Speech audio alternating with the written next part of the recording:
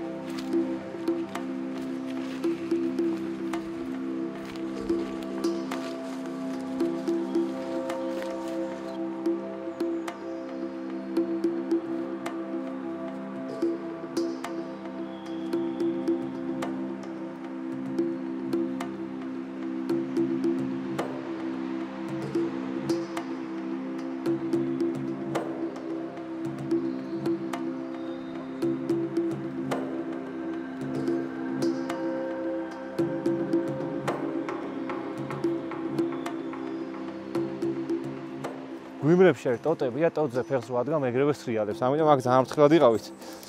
ეგრევე სრიალებთან იქამდე ჩავიდეთ და მე მარტივად. ძალიან ფრთხილად შეგიძლიათ დააპაუზოთ კიდევაც და ისე გადავიდეთ. ხო, ეგრევე სრიალებს ტოტს თუ ადგამ, აი ხა მათე შერაცხენი რაღაც მომენტში შეიძლება გაგისრიალდეს. ხო, ანუ აი ეგ არის სამი პირობა რომ ყინულოვანი ზამთარი უნდა იყოს ცივი, მე მღვიმე უნდა იყოს დაღმავალი, ანუ არის მღვიმეები ზემოთ რო შედიხარ, ზემოთ მიდიხარ. აუცილებლად დაღმავალი უნდა იყოს. ტომარასავით ესეთი ქვაბული უნდა იყოს, სადაც მე ამ მღვიმეს შეინარჩუნებს რა. და ეს ყინული რა შიგნით არის, ოდესმე ლღვება? თითქმის არასდროს არ უღვება რა. კი რაღაც ამიკითხავს, თითქოს სექტემბრისკენ იწყებს დნობას, მაგრამ სექტემბრისკენ იწყებს ეს დნობას, აი ეს თოვლი რაც აქა და შიგნით სუყინულია. სუყინული ეხლა რო შევალთ არის ყინულის ტალღა რო უყურებ, აი როგორც ეხა ამ კლდეს უყურებ და გაშიშვლებული პროფილია და სხვადასხვა პერიოდის იმას ხედავ ხო, ბაზალტის რაღაცა გეოლოგიურ დანალექებს. იქ ყინულში უყურებ, აი ყინულის ტალღა რო გაჩერდეს უცბად, აი ეგეთი გაშეშებული ყინულის ტალღა და აქვს რაღაცნაირი ესეთი ორნამენტი. ასაკი ვიცით ამ ყინულის? ასაკი არავის არ გაუზომია, თუმცა მღვიმე ესეც დაახლოებით ეგრე არის რა, 80,000, 100,000, როცა გაიხსნა და მღვიმემ დაიწყო დაიბადა მოკლედ რა დედამიწაზე რომ რაღაცა ესე გამოსასვლელი აქვს. და სტალაგმიტს ნახავთ ეხლა თუ ჩავედით იქამდე 2 მეტრის სიმაღლის სტალაგმიტი აქვს. წარმოიდგინე რამდენი ხანი უნდა და იმას წარმოწარო და მაგ ხელა გამختارიყო.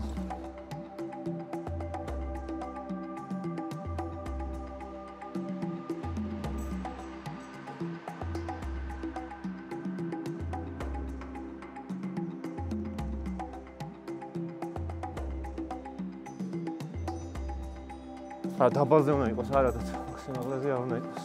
რას შეძლებთ? წინა წლებში კედლებზე დარტყმულ სადგურების იმებში. აი იქ არის ერთი უოჭორი, აი იქ ხედავ ქვემოთ, მაგრამ იქამდე ჩასვლა მინდა. აქ რო ჩავსრიალდე.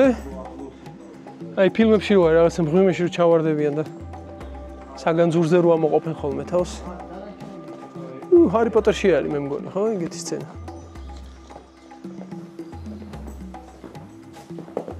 ერთო ჩემ. აქ თუ არის ადამიანის კვალი? არა, ხო? ძალიან. აი, ერთადერთი აი იმას ამბობდით, რომ აქედან ყინული მიქონდათ, მიცვალებული რომ შეენახოთ, ხო?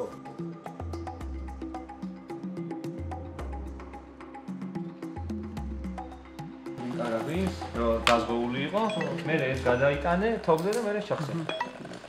ანუ აუცილებლად იყო დაზღვეული რამე. კი, დავირეკე. ოპილა. ოპ. აი, მოგეჩი.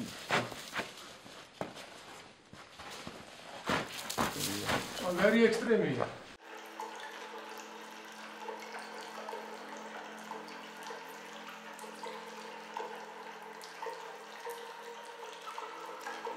საოცარი დღეა, საოცარი.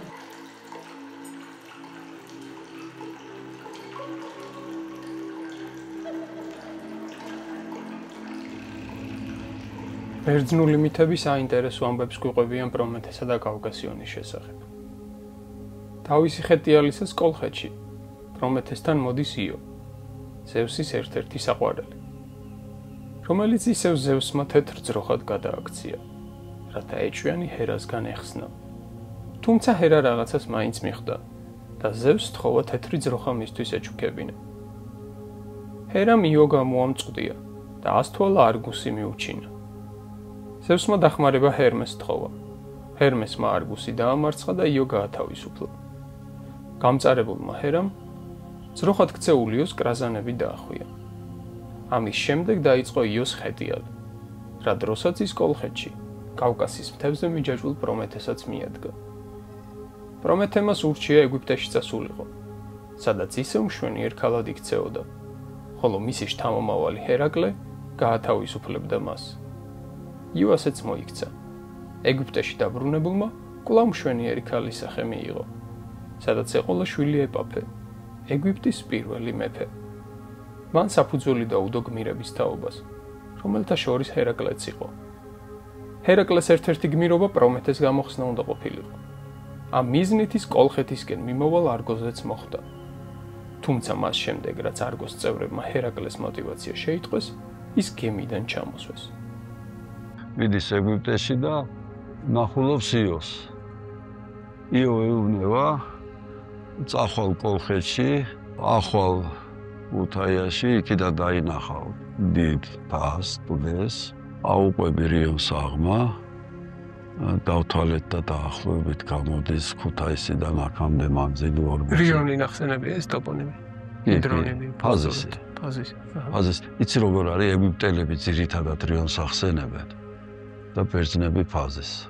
ეგვიპტის ფარაონის ტიტულატურა იწყება რაონი, რასცე და პირდაპირ იმაშია რიონთან რა. რიონი, რაონი. მოკლედ იქ ნახავ გამოქვაბულსო, შეხვალო შიგნითო, იქნება ბატაკდებაო, იმ ტბასო გადაცურა. ხო, ჯერ იქ მდინარე გადმოხუქხსო. მდინარეს გადააგდებ სხვა მიმართულებითო, აქ არის ეგეთი მღვიმე ვერძისთავა. წყალი ხან გამოდის ამ იმაში, მღვიმეში ხან სხვა მიმართულება, იცვლის მიმართულებას და სხვაგან იღვრება. აქეთ ცხენის ხმისკენ. და ამას იპოვიო და იმ ტბას გადაცურაო, გადახვალო იქო დაგვდება კედელი ნაშენი. მოკლედ სიმაგრე დაგვდება, იმ სიმაგრე უცხოგი შექმნება მოკლავ და. იმას იზავ გადახვალ იმ კედელს მიღმა და იქ არის პრომეთე და ძალიან ახლო მსგავსებას პოულობს ეს ყველაფერი ხვალმთან და ხვალმზე არსებულ ვერძისთავასთან.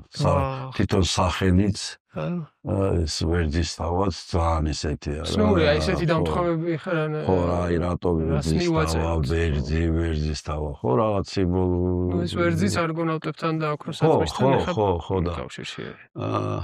ამის კითხვა გითხარით, ეს წყალი გადადის, გადმოდის სხვადასხვა მხარეს და მიმართულებებს იცვლის და მერე 60-იან წლებში ამ ვერძისთავაში შედის ეგეთი სპელეოლოგი იყო, შემდეგ ის იყო რა ქვია გეოგრაფიის ინსტიტუტის დირექტორი ტინტილოზოვი. შედის ამ ვერძისთავაში, შედის სიღრმეში ნახულობს სიფონს, ტბას, გადადის და ჩანაწერებში მე ვეღარ მივაკვირდი. პრომეთეს ვეღარ.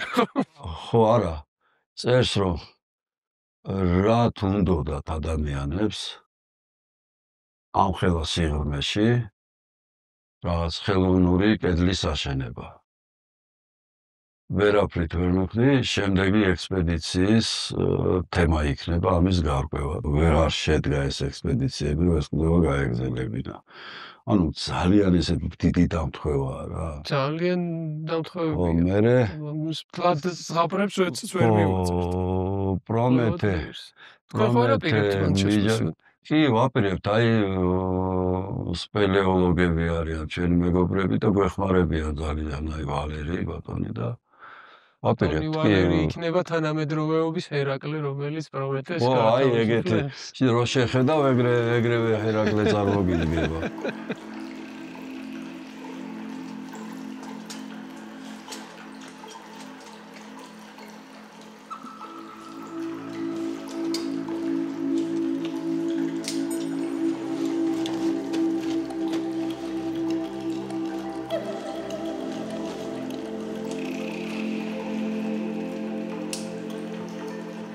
ხე რამ ხელა ყინულია და ეს ყინულები არის კაცმარიც რამდენი ხანი, ხო?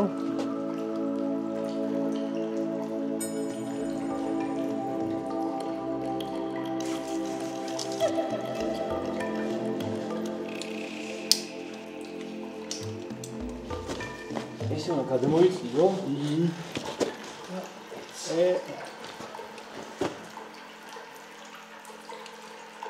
კარაბინი ჩააგდი და კარაბინში გამოატარე ეს თოქი, რომ აქედან ამოვიდე.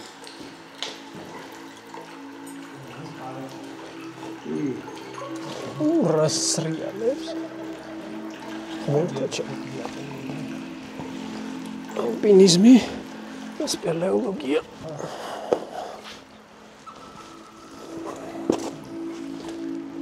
ვაახ, ბიჭო, მაგარი. შეგრძნება.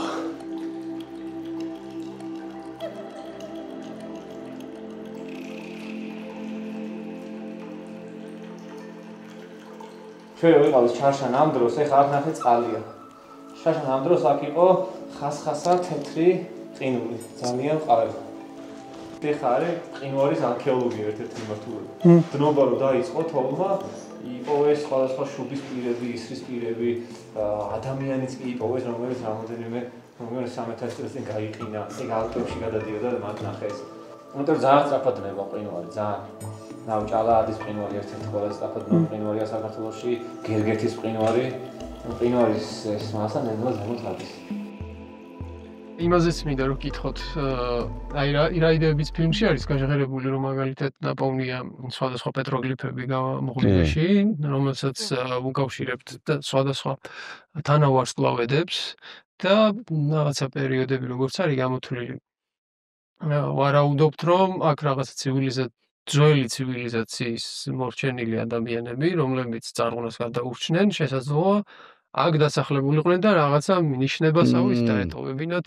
იცით რა, არის ეგეთი პიტმაინდა რაიონი, პალეოგეოლოგები არიან. სხვათა შორის ნობელის ნომინანტები არიან, ნობელის პრემიის ნომინანტები. მაგათ აქვთ მოსაზრება, რომ ეგეთი შავი ზღვა იყო ნარი წყლის საცავი, არა ამხელა. პატარა ის იყო ტბა. და მერე ამ ბუნებრივი ამას უკავშირებენ აი რაღაცა ძალიან დიდ კატაკლიზმებს პლანეტარულს და თერას აფეთქებას უკავშირებენ. რის აფეთქებას? თერას. კუნძული თერას მოხდა კუნძულზე უზარმაზარი ამოფრქვევა რაღაც. და ამან გამოიწვია მერე ხმელთაშუა ზღვაში ჩადინება დაახლოებით აი როგორი ის აქვთ იცი 100 წლის მანძილზე საუკუნის მანძილზე იღვრებოდა დაახლოებით ნიაგარის და კიდე რომელიღაცა დიდი მდინარის რაოდენობის წყალი გიბრალტარით. ხმელთაშუა ზღვა გაიზარდა და დააწვა ბოსფორს და გახეთქა. და შემოვიდა და გარშემო მცხოვრები ადამიანების გადინება იმ დატბორის არეალებიდან. და კავკასია და მათ შორის ჩვენი ვარაუდით ახერავთო ის არის. ატლანტის ოკეანეს მაგით დაუკავშირდა მაგ დროს ესე იგი. ხო, აი ჩვენი ვარაუდით ერთ-ერთი ადგილი, სადაც შეიძლებოდა თავის შეფარება და გადარჩენა იყო ხვამლი. და საინტერესოა ეხა გიბრალტარი რო ახსენეთ, გიბრალტარი დაახლოებით ემთხვევა როგორც პლატონი აღწერს ატლანტიდას, დაახლოებით მანდ უნდა იყოს. ხო, დაახლოებით კი. მერე ვალარდია ეგეთი ხო ფრანგი მკვლევარი წყალქვეშა კვლევებს ატარებს და ყირიმთან თურქეთის სანარო პირობებისკენ ჩავიდნენ ეგენი და ნახეს აი მაგ პერიოდის დაახლოებით ცივილიზაციის რაღაცა კვალი. წარღონები თითქმის ყველა კულტურაში, ყველა მითოლოგიაში ემთხვევა რაღაც პერიოდი. კი. და საინტერესოა რომ კიდე აქ ინდურ კოსმოგონიაშიც არის აღწერილი, იმას პრალაია ქვია და ჩვეულებრივად, როდესაც ცივილიზაცია თავის თავს ამოწურავს, ხდება პრალაია, გადარეცვა და იწყება თავიდან ცივილიზაცია. აი აქ რა მხენა ნაპრალია.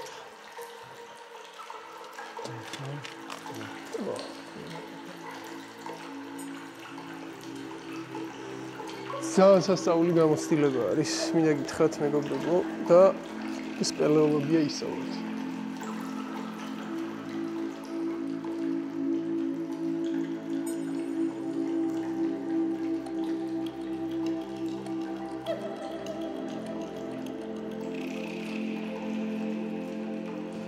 ძალიან მამაცი მგონია თავი და მაგარი შეგრძნება. თავდაჯერებას გაძლევს.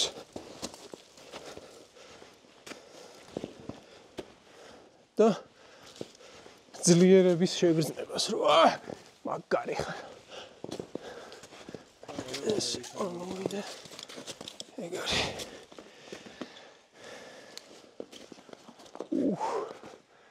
ძალიან გასწორა. ძალიან კაი, ხელყინულები ვნახეთ კედლებზე.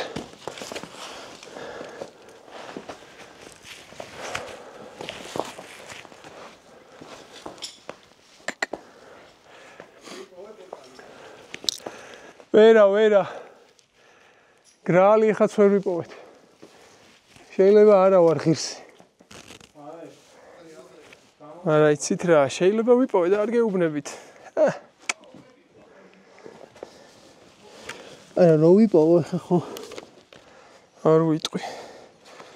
თუმცა არ ვიპოვო, მაგრამ საქმე რა შეიცი რომ საძებნელად არა ვარ წამოსული. აი ამისთვის წამოვედი. კაი დრო რო ვატარო. კარგ დროს ვატარებ.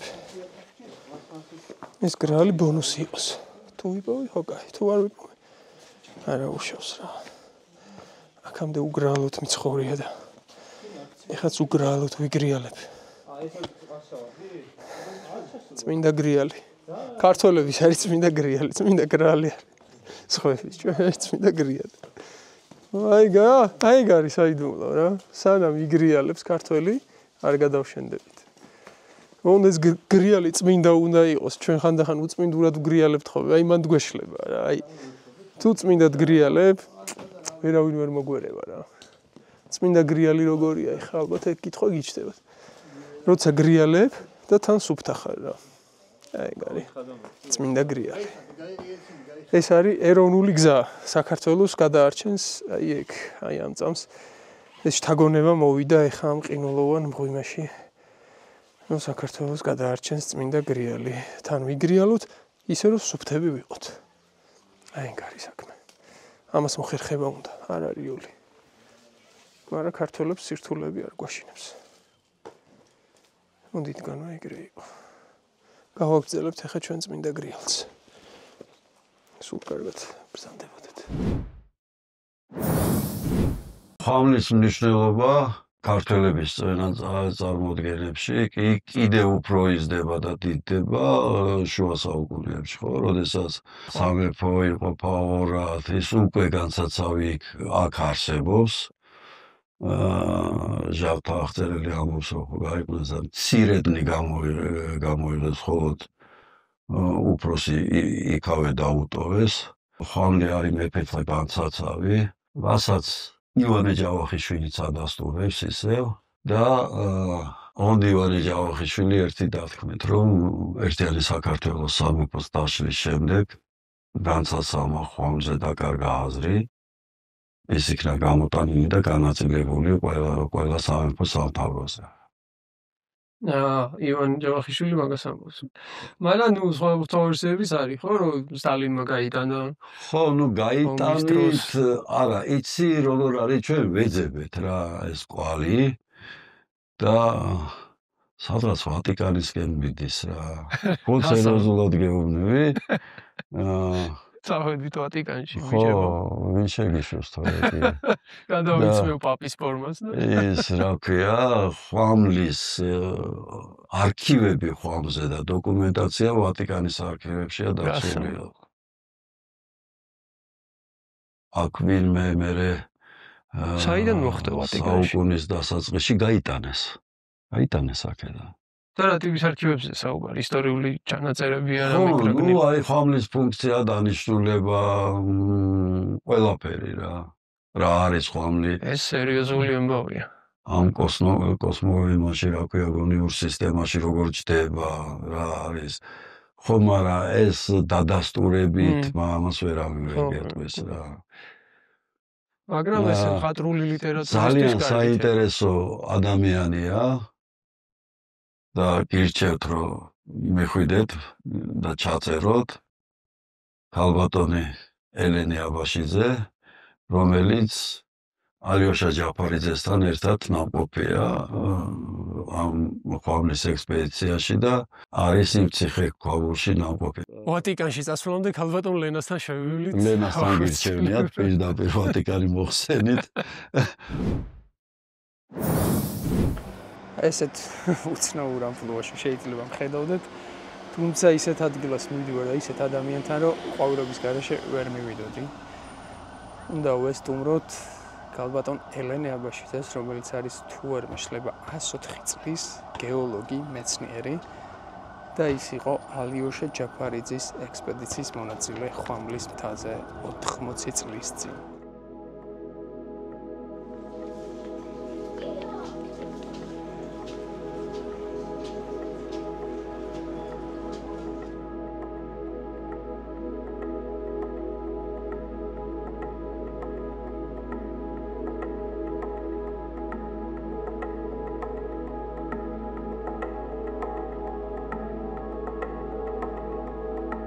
როგორ გრძნობთ თავს? როგორც ხედავთ. ლაპარაკი შემიძლია, მეტი არაფერი.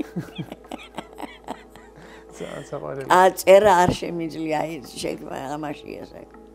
წერა არ შემიძლია. თქვენი ლაპარაკით და ვინმე ჩაიწეროს.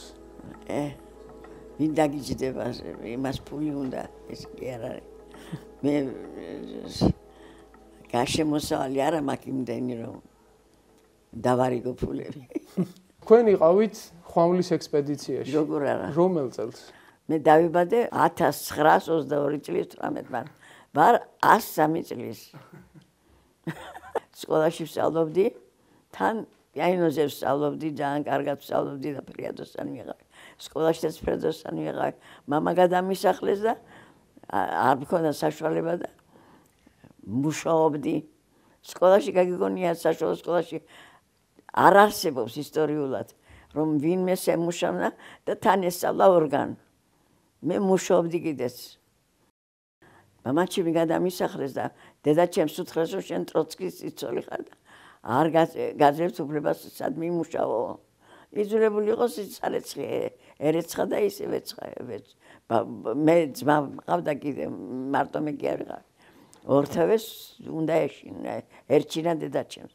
რა საშუალებით დადიო და კარდა სარეს სურეცხო და ხალხ. ამითი ვიცხოვრე. მე ახლა მე მინდოდა უნივერსიტეტში და წავსულიყავი, სხვაზე რა ნაკლები ვიყავი, ყველაზე უკეთესი ვიყავი სკოლაში და საშუალო სკოლაში. ნუ ესე იგი თუ ვინმე კარგად სწავლობდა, ეს მე ვიყავი. მაშინ იყო ომი გრძელდებოდა. სხვათა შორის ძალიან ეხმარებოდნენ ადამიანები ერთმანეთს. ძალიან. ომის წლები უფრო მე კარგად გამახსენდება, ვიდრე დღევანდელ დღეს რაღაც საშინელება. ომის წლებში გამქონდა თავი მამაჩემის მკვიდრი დეიდაშვილი ვინც იყო, ის ცხოვრობდა უნივერსიტეტთან ახლოს, თბილისში.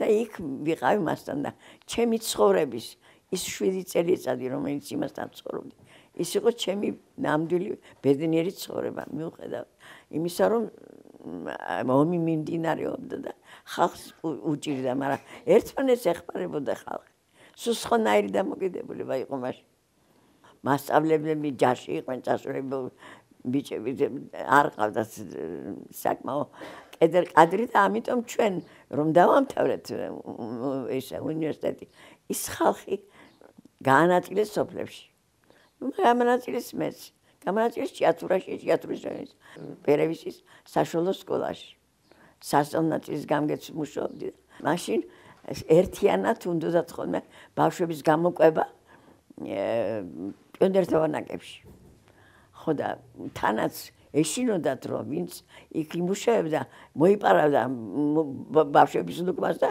ამიტომ უნდა შეერჩიათ პატიოსანი ხალხი და რაიკომის დივანი დამაბალა გინატორშენდა იყო და მე კიდევ სულ მინდოდა რომ გამოვქცეულიყო დროზე ჩამოსულიყავი თბილისში ვერ ვიწაი იქაურო ძნელი პირობები იყო მაგრამ ძალიან მაგრად შემომიტია მაგიდაზე და არტახელი უნდა წახვიდე გინატორა იყო და 50 განცხადება მაქვს მასწავლებლებისგან რომ იყო უნდათო იყონო დირექტორები საბავშვო სახლების და შენო მეო გეხვეწები და არ გინდა რომ წახვიდე ნუ ჯანდაბას ვიფიქრე 1-2 თვეს როგორ მეგავაძლებ კიდე წავედი და იქ გეგმა მქონდა მუშაობის და გეგმაში მქონდა ჩაწერილი გამოჩენილი ადამიანებთან შეხვედრა პიონერების საღამოს ვადგენდით ხოლმე დღის სამუშაო გეგმას ყარაულ მოვიდა და მითხრა რომ ქალბატონ ელნეო ვიღაცებიო თბილისიდან არიან ჩამოსული ჩვენთან მოადგენო ჩვენს კარებსო ხო და გავედი და ბატონი ლევან გოთვა დავინახე და უნივერსიტეტში რო სწავლობდი თან მუშაობდი პიონერთა სასახლეში ორჯერ იყო დაპატიჟებული ლევან გოთვა და იქიდან ვიცნობდი ეს ლევანს უი ბატონო ლევან რა კარგია რომ მომბრძანდით და მე კიდევ გეგმაში მქონდა გამოჩენილი ადამიანთან შეხვედრა ბავშვების და მე ესიც შემოსრულია ის გეგმა აკაც მე ჩვენ გვიცნობენ თურმე თქვა ლევანმა და იყო ალოშა ჯაფარიძე მასთან ერთად იყო ვახტანგ ცინცაძე არქიტექტორი ხო და ბელიაშვილი რო იყო აკაკი ბელიაშვილი ისიც იყო ესე იგი ეს 4 კაცი უნდა ღამე გაეთიათ ჩვენთან და რატომ ჩამოსულები იყვნენ კაცხის სვეტზე ასასვლელად ალოშა ჯაფარიძე იყო სპეციალურად ამისათვის ჩამოსული ის ღამე იქ გაათიეს ჩვენთან მერე წავიდნენ მეორე დღეს ავიდნენ კაცხის სვეტზე აი ასეთ კედელზე ავიდა კაცი რო შევხედე კაცო ვაიმე ვიფიქრე რა ესე იგი ძალიან ძნელი რაღაცა იყო თვითონ პალოებს არჭობდა და პალოებზე დგავდა ფეხებს და ისე ადიოდა ძალიან საინტერესო იყო მთელი სოფელი გამოეფინა და დიდი რაოდენობის ხალხი გარშემო იყო ამ სვეტის გარშემო აი აქედან წებოდა ჩვენი ნაცნობობა ესე იგი რომ მოდიოდნენ თბილისში მეორე დღეს ერთი ღამე გაათიეს მეორე დღეს მოდიოდნენ თბილისში თქვენს რომ აუცილებლად მოდით თბილისში რომ ჩამოხვალთო მოდითო ჩვენთან მეც მივედი თბილისში აი აქედან დაიწყო ჩვენი ურთიერთობა მეგობრობა გინდა თუ არა უნდა წამოხვიდეო ბატონმა ალოშამ მითხრა გინდა თუ არა უნდა წამოხვიდეო რახან ჩამთვალა რომ შემეძლო ჩემში შეხედა შესაძლებლობა მქონდა ფიზიკურად ამიტომ გადავწყვიტე წავსულიყო არ ვიცოდი სად მივდიოდი მაგრამ მაინც გადავწყვიტე ესე იგი რომ შევხედე ამ მთას 2000 მეტრის სიმაღლეზე 100 მეტრიანი ბაწარი ჩამოუშვა ალოშა ზემოდან რომ ადამიანები ამოსულიყვენ ზემოთ ტერასაზე. თუ შეგიმჩნევიათ, იქ ხო ეს არის გამოქვაბულივითაც არის. და იმ გამოქვაბულში ეგონათ რომ იქნებოდა მილიონები და ძველი ვინ ჯერ ერთი და მე მეორე ამ გამოქვაბულებში წყალი ზემოდან ჩამოდიოდა. იმ წყალმა შეიძლება მართლა იყო რაღაცა და ჩამორეცხა. ეგ წაიღო წყალმა. ერთი სიტყვით შევედით, მარტო ჩვენ კი არ ვიყავით. 17 კაცი იყო ტერასასავით აქ. და იმ 17 კაცი თავსებურით ამ ტერასაზე.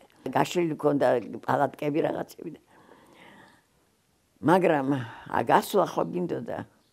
მე ვარ დამწყები შეეშინდა ბატონი ალიოშა, ქალბატონი ალექსანდრა, ლევან გოთვა, ყველას ეშინოდა ჩემი, იმიტომ რომ მე ვიყავი დამწყები. წარმოდგენა არ მქონდა არაფერი. არა და ვხედავ რომ ბაწარზე რომელზეც ჩამოკიდებული იყო ადამიანი, ხან აქეთ მიარტყავდა, ხან იქით და ხან იქით ხედავდა ხან აქ. ერთი სიტყვით საშიში მდგომარეობა იყო, მაგრამ რომ მოკვდა ვიფიქრე მაინც უნდა გავაკეთო თქვა. არ უნდა დათ რომ ავსულიყავი, მე ვიყავი ესე იგი უცოდინარი ყველაფრის. არ უნდა ყველას არავის არ უნდა ჩემი ასვლა. ავდიკი ავტიზე. ჯადბილად ამედი, მაგრამ ჩამოსვლა იყო ძნელი. რატო იცით იმ ორ კვირის განმავლობაში ვიცხოვრეთ ჩვენ ტერასაზე. 2 კვირის განმავლობაში იყო წვიმაც იყო, ქარიც იყო რაღაცა, ამინდის ცვალებადობა და ეს ჩვენი საფეხურები იმაზე რო იყო ბაწარზე საფეხურები დაგძელდა. მე პატარა ქალი ვარ და ფეხით ვეღარ მოვძებნე ფეხით. ხომ უნდა დავყვრდო მოდი საფეხურს. ერთი სიტყვით ძალიან კრიტიკული მომენტი მქონდა და ძლივს გადავტეხეს მომენტი და ჩამოვედი უბნებელი. აღმოაჩინეთ რამე მაშინ მაგეთ. აღმოაჩინეთ, ავიდნენ ზემოთ 50 კვადრატული მეტრიანი, აი ახლა ამაზე მეტი ფართობის იყო ზემოთ ზედაპირი. და იქ იყო როგორც ჩანს საეკლესიო მოღვაწეების ხელმძღვანელობდნენ და ხამეს ათევდნენ და მათ ჭირდებოდათ ალბათ ის ფართობი და ცხოვრობდნენ და რაღაცა. მაშინ ეს საგანძურის ლეგენდები აქტიური იყო და ჰქონდათ ადამიანებს ეგმოლოდინი რომ შეიძლებოდა იქ განძიებოთ. ხო, ესე იგი ჯეროდათ ისტორიულად ეს ფაქტი არის ნამდვილი ფაქტი, რომ დასავლეთ საქართველოში ინახებოდა განძის საქართველოს განძი. რომ მოიპოვებდნენ რაღაცას, მიქონდათ და იქ ნაიახა, მაგრამ ან მოიპარეს, ან და იმ ჩანჩქერი რო ჩამოდიოდა გვერდით, ამ ესე იგი გამოქვაბულის გვერდით ჩანჩქერი ჩამოდიოდა გამოქვაბულიდან ის მასალა მოქონდა ამ ჩანჩქერს და შეიძლება წყალმა წაიღო ყველაფერი რაც იყო. ისე რომ არაფერი არ გადაგხვედრია ჩვენ. გარკვეული დროის შემდეგ უშბაზე უნდა ასულიყო. უშბაზე. ეს უშბა ძალიან ვერაგი მწვერვალია და ჩვენ ყველას გვეშინოდა, მაგრამ რახან უნდა გაეკეთებია. მე უშბაზე ავალ და მე დავანებებ თავს ექსპედიციების სიარულს თქვა. ახში უშბა იყო მისი საბოლოო ნაცაყდელი. თქვენთვის როგორი იყო ეგ? ძალიან ცუდი. შეცვალა ჩემი ცხოვრება მთლიანად. გაუძელი. ახლა წაიგითხავ თქვენ ამას და მიხვდებით რა ცხოვრება გავიარე. მაგრამ ვაჯობე ცხოვრებას. ეხლა უცდი სიკვდილს. არ მინდა ისე რომ მოვკვდე რომ არ მეკადრებოდეს. არ მინდა. ვეცდები თვითონ მაგრამ თორემ გამოვიდა იას ველოდები სიგრძეს როგორი არის ეგ შეგრძნება არავითარი დაწყნარებულად გრძნობ რომ უნდა გაგეთდეს მეც მიკვირს ადრე მეშინოდა 60 წლის რო ვიყავი მეშინოდა ახლა აღარ მეშინია რა არის ეს ღმერთის წყალობაა თუ რა არის წარმოდგენა არ მაქვს არ მეშინია მე მოათავე ჩემი არსებობა მე თვითონ კმაყოფილი ვარ ჩემი თავი მე არ დამიკარგავს ყოველდღე დრო გავაკეთე ის რაც მინდოდა არაფერი არ მომიწევებია უკან ახლაც ვარ მუშაობის ხასიათზე თუ შევძელი რაფი როგორ ფიქრობთ რა იყო თქვენი დღეგრძელობის საიდუმლო ერთადერთი რა იყო თუ ადამიანს ნებისყოფა არ აქვს მისი ცხოვრება ნულია ნებისყოფა ბავშვმა უნდა იცოდეს ბავშვს უნდა გამოუმუშავდეს ნებისყოფა მოთმინება გამძლეობა ნებისყოფა ადამიანი უნდა იყოს კეთილსინისიერი მეორე უნდა იყოს ძალიან დიდი მოთმინე ნებისყოფიანი ნებისყოფა თუ არ ექნა ადამიანი ის ადამიანი არ არის ის ჩუჩელა არის ნებისყოფა ესე უნდა განსხვავდებოდე რაღაცეთ შენი შესაძლებლობის მეტი უნდა გააკეთო რაც შეგიძლია იმაზე მეტი უნდა გააკეთო ისე ბევრი უნებისყოფო ადამიანი გინახავთ ნიჭიერი მაგრამ ნებისყოფის გამო რომ ვერ შედგა მისი უამრავი ასეთი უამრავი რომელი ერთი გითხრა უამრავი ახალგაზრდებს მე მარტო ამას თქო რომ იყო დაუდიაგარნი არ უნდა შეეშინდეს შემცდომების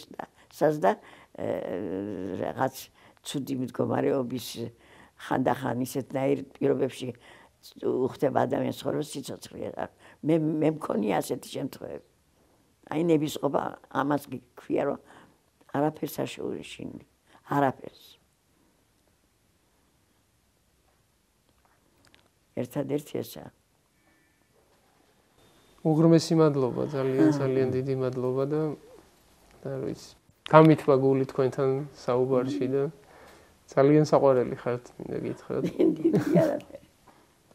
თქვენ და ალიოშა როგორც ვიცი დანიშნულები იყავით ხო შეყვარებულები და ჩამოსულიყო ექსპედიციიდან და რემონტი უნდა გაეკეთებია სახლისთვის და იქნებოდა ქორწილი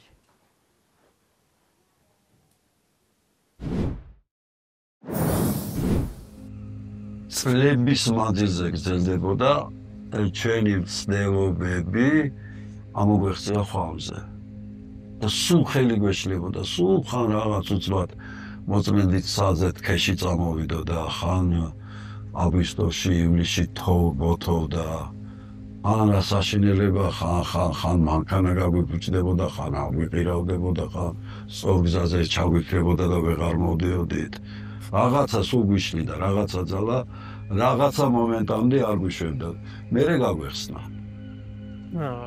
დრო უნდა ყველაფერს მოთმინება ალბათ რაც ერთ-ერთი მთავარი თვისება შეიძლება მე ესე ვფიქრობ ხოლმე რა აი ჩემი თაობა არ არის მზად ამისთვის და თქვენი თაობის გასაკეთებელია ეს ამაზე ძალიან ბევრს ვფიქრობ არის რაღაცა მომენტები რაზეც ფიქრი ღირს მოკლედ ეს ცეცხლი რაც პრომეთემ ჩამოიტანა უნდა გადავცეთ თაობიდან თაობას და ვიღაცას მაინც აუცილებლად ეს უნდა იყოს ესეთი მუდმივი ესტაფეტა კი სულ უნდა გადავცეთ ერთმანეთს რა ჩაუგრობელი ცეცხლი რომ ბოლოს აგიზგიზდეს და გაანათოს რა ყველაფერი რა ნეტავ რა არის ის რაც გადმოგცა პრომეთემ ცეცხლი ცოდნა რისი ცოდნა რა არის ეგეთი რის გამოც ასე მკაცრად სჭიან მას ნეტავ მოგცემდა თუ არა პრომეთი ამ ცეცხლს რომ სცოდნოდა რომ შემდეგ ერთმანეთს გადავწოვდით გავანადგურებდით გვექნებოდა ამდენი ზიზღის შური ღვარძლი იქნება ახლაც ეგ არის რაც ამ ცოდნისგან გვაშორებს იქნებ ეს საგანძურიც არა რომელიმე მთების მღვიმეებში, არამედ ჩვენი ტვინის სხეულებშია დამარხული. და ის დრაკონიც, რომელიც ჰერაკლემ უნდა დაამარცხოს, საკუთარი ცრუ ეგოა, რომელსაც უბრალოდ სხვებზე დომინირებას წყურია და მეტი არაფერი. ან იქნებ ეს ლამაზი ბუნება, სიცოცხლე, მზე, სუნთქვა, ბალახები, მთები. სწორედ ესაა საგანძური და უბრალოდ ვერ ხედავთ, რადგან დახშული გვაქვს გონების თვალი. და ალბათ სანამ ამის დაფასებას არ ვისწავლით, მანამდე სულ იქნება საფრთხე, რომ ნებისმიერი ცოდნა არა სიცოცხლის შექმნისთვის, არამედ მის გასანადგურებლად გამოვიყენოთ. ფუჭია ყველაფრის ძიება, სანამ საბაზისო სულიერ მდგომარეობას არ გავაცნობიერებთ. რადგან რამ ხელაზეც გახსნი გულს, სწორედ იმ ხელაზე გაგეხსნება საიდუმლოც.